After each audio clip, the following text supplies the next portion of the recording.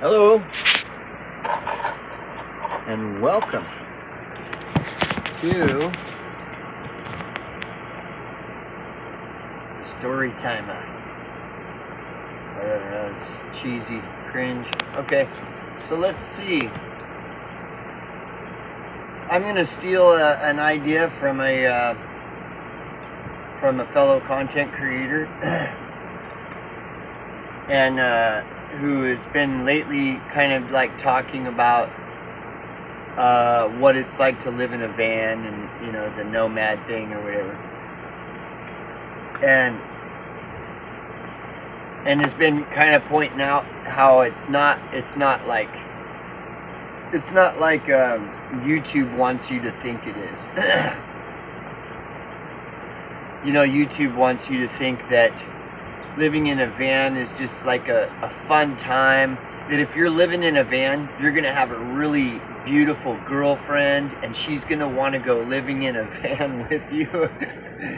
And your van is gonna be really nice, and it'll probably be like a $40,000 van, and you're just gonna be traveling all the time and visiting all these beautiful places, and you can just work from your van, because now jobs are just where you just play on the computer and you get paid to, you'll have a YouTube channel and bringing in 5 and 6 figures a year, as long as you take your laptop with you, and while you're living in a van, you can just work from your van, and you'll have a nice little office as part, and everything. It's like a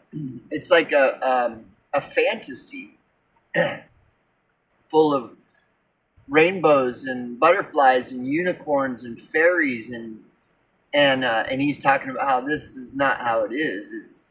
They want you to think that, and it's not that way. So.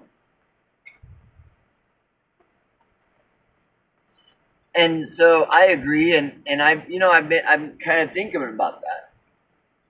I don't live in a van, and I live in this small trailer right now. I have for about a year, almost a year, and maybe it's even been a year by now. Maybe. Anyways. Before that, I lived in a van for about a year. Before that, I lived in an RV for about 2.5 years. And then before that, I lived in a van for about 3 years. And it was never like, so when I first moved in my van, I had unemployment. And so I had income coming in, but unemployment only lasts like 6 months. And so anyways, so I had unemployment, so I did have some freedom, like money. If you got steady income coming in, then it's a lot easier to live in a van. The majority of the people that are doing these channels on YouTube and stuff where they're talking about, van life, they're either like trust fund baby fucking millennials and trust fund baby Zoomers, or they're boomers. They're just boomers that have their pensions and their Social Security checks, and yeah, sure, and they're just, like Bob Wills, for example, he's got his pension money coming in. Bob Wells is a big time van life YouTuber, makes a lot of money doing the van life YouTube channel. Bob Wells, he has put out some good content in the past, but as all good YouTube channels, they by 2017 they all sold out, and they're all completely commercialized. Just like anything like that, always sells out and goes full commercial. you know, because it's all about the money. It's not about the love of the art or whatever. And van life is an art. It's an art form. But anyways, yeah, he's bringing in his not only his pension and his social security check, but he's bringing in 5 6 figures a year doing his YouTube channel. And this, yeah, this is all fake. It's totally fake. And a lot of people know this, but I think a lot of people don't too. And it's easy to kind of get, you know, lost. See, when I moved into my van, I've already had experience being a displaced homeless American citizen for 10 years, eating out of dumpsters and all that shit. And so I've already got like 10 years of experience, you know, living outside. You know, for 10 years I lived outside without access to running water, without access to any electricity, shelter, food, running water, nothing. You know, so I went. So when I moved into my van, I already knew what to expect. You know, a van is a step up from being just completely displaced and living on the street. You know, which I again, at 10 years experience in that, yeah, van life ain't shit. You know? But it isn't a big glamorous thing like YouTube wants you to believe it is. It's totally not at all. I enjoy a lot of aspects of it. But it is hard. It's not easy. So I'm like watching this fellow content creator of mine, and a lot of his videos lately have just been kind of like about van life. Because what's the point in trying to wake people up? Whatever, you know.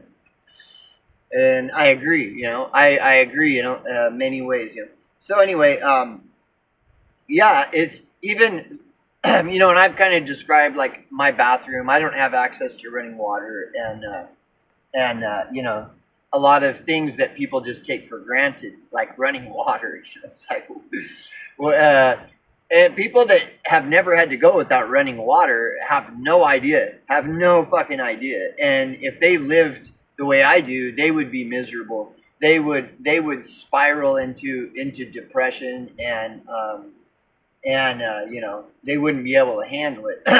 One of the, like I said, one of the reasons I kind of am more adept at that is because I spent 10 years a homeless bum living on the streets of third world homeless poverty. You know? But yeah, like even my life, it's not easy. It's not easy, and I don't believe in the word depression. So I don't ever consider like that I'm depressed. That's spell casting. That's, you know, you believe what you want. You know, I mean, people believe they're depressed, and that's fine. You know, but I don't. I don't believe in that. That's just more bullshit that big pharma puts out to sell fucking depression pills. They've got the cure for depression, they claim. But this can be very daunting. And you know, for example, like if you ever look into Diogenes, he's allegedly a philosopher. Which I think if Diogenes were alive today, he wouldn't consent to being boxed into any kind of thing like a philosopher or a cynic. I'm sure he just regarded himself as a fucking human being, not a philosopher, not a cynic. But the Diogenes was observing Diogenes was how they developed the philosophy of cynicism, and they called him a cynic. Anyways, Diogenes was like the equivalent of a nomad, while all the other philosophers were living in nice houses and shit or whatever, you know. Diogenes lived on the street, you know. But he rejected most of what society subscribes to, like having like fulfilling sexual fantasies. He totally rejected all of that. He would masturbate in the street. He would masturbate in public and defecate in public and all kinds of stuff. He was all about just pissing people off. And he could debate with the best philosophers of his time, but he was just some some homeless guy that was like defecating in the street and masturbating in the street and stuff. And his whole philosophy was kind of like minimizing all of the minimizing decadence, because we're all kind of going to overindulge in shit. And so he was all about minimizing overindulgence in things like sex and drugs and stuff like this. And so instead of like fucking chicks and just using women as sex objects, he would just as a form of protest, he would just jack off in the street. And but anyways, I can relate with Diogenes. Like, the way I live, I don't really see any prospect in having a relationship with a female. And that's one of the illusions that YouTube likes to portray van life. Whenever there's a guy, like 80% of the time, the van life guy has some girlfriend with him, and she's super hot, or he's always like welcome in the community. Like, everybody in the community really likes him, and the girls are flirting with him when he's doing video, like all this shit. And these are these YouTubers that make 5 and 6 figures a year. If I made 5 and 6 figures a year just doing my channel, yeah, there'd probably be a hot chick sitting next to me right now, or she'd be over there doing the dishes and shit. But in reality, there isn't much of a prospect of being with a female and living the way I do.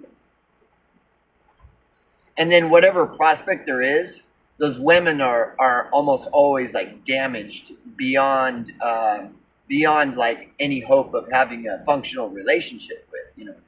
They're into like the hookup culture, which again, this is an example of something that Diogenes would be against. Just like hooking up with people, like, let's get on Tinder. I'm gonna get on Tinder and just hook up with somebody and fucking have like ugly sex for fucking an hour, and then just, all right, see you later, and never talk to him again. Or and that's a lot of this kind of culture, van life culture, is that.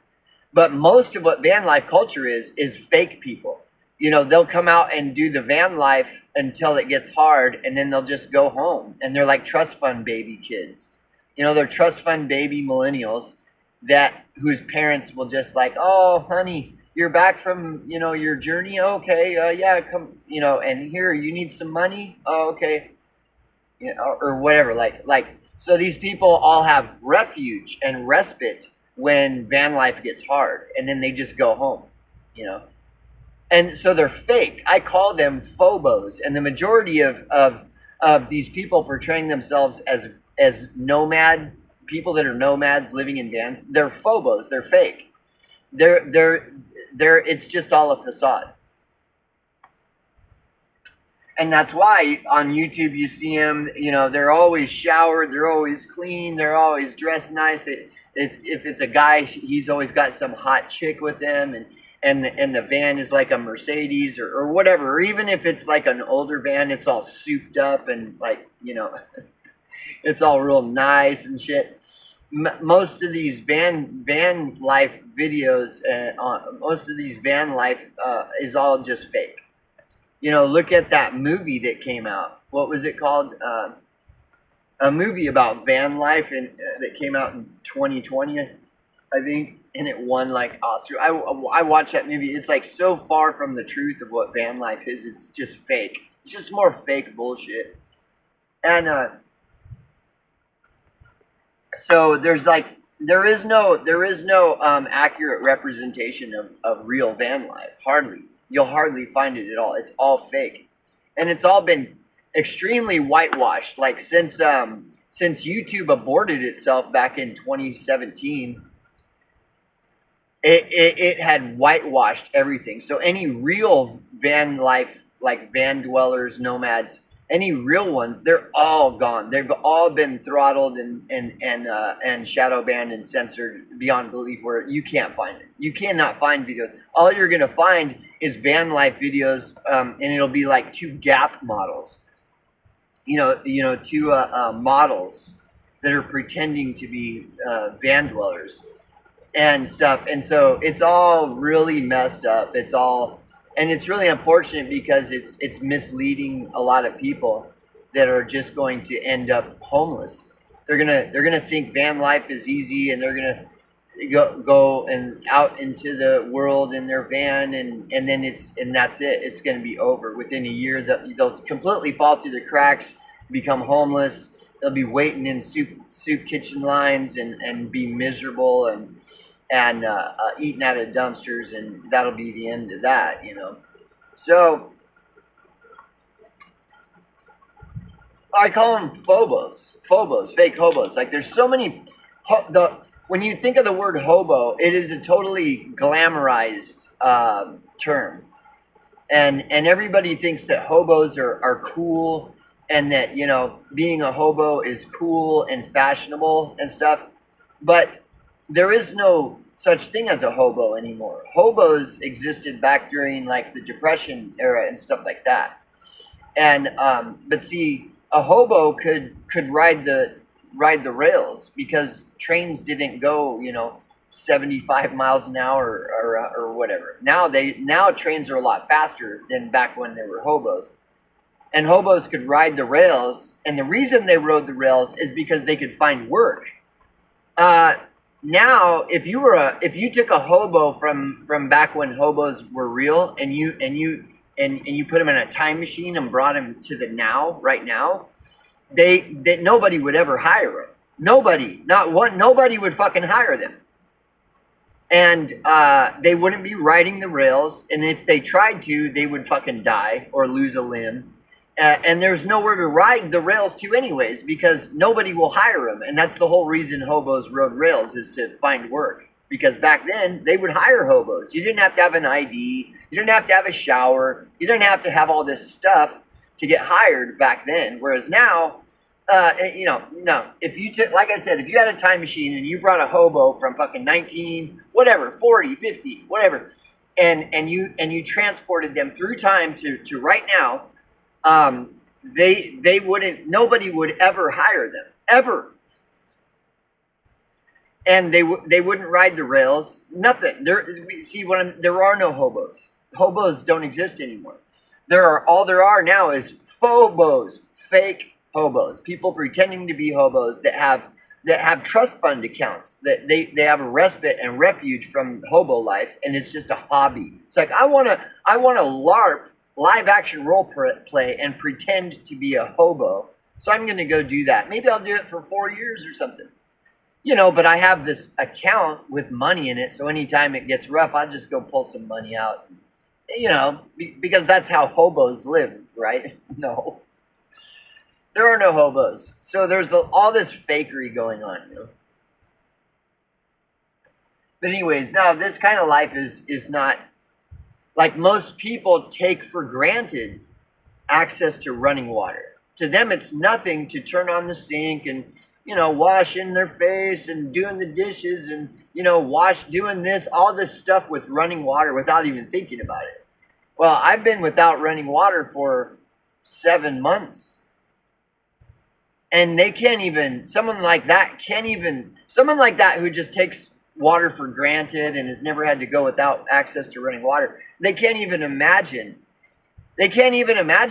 what it's like to go without running water for 7 months. Like you present that idea to them, their mind just completely shuts off. Like, it isn't like they're like, wow, I can't even imagine what that would be like. No, they can't even imagine